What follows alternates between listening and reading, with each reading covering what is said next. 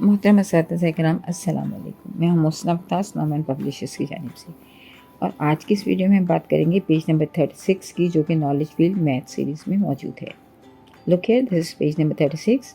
We can see 3 icons at the top of this page: listening, reading and speaking, and one QR code at the bottom of the page. This is all about lesson plan. You can scan and download the lesson plan.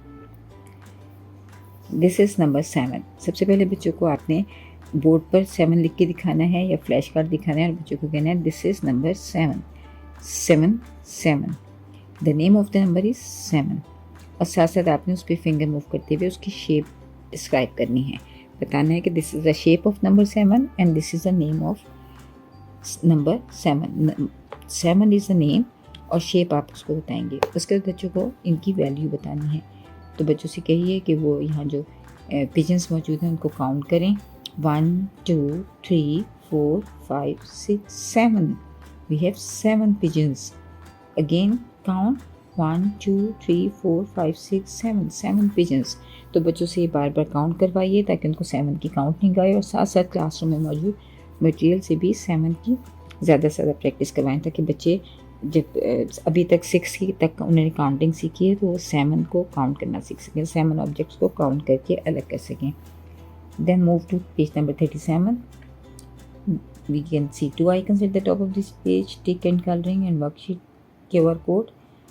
This is all about cognitive skills. तो यहाँ हमें मालूम है कि हमें एक तो shape के बारे में जानना है नंबर की, और दूसरी उसकी वैल्यू को पहचानना है।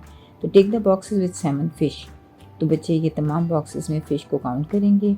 1 2 3 4 5 6 7। The first one have 7 fish.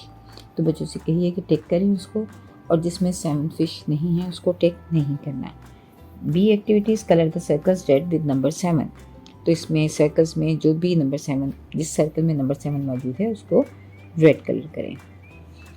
उसके बाद colour and match the objects with number 7।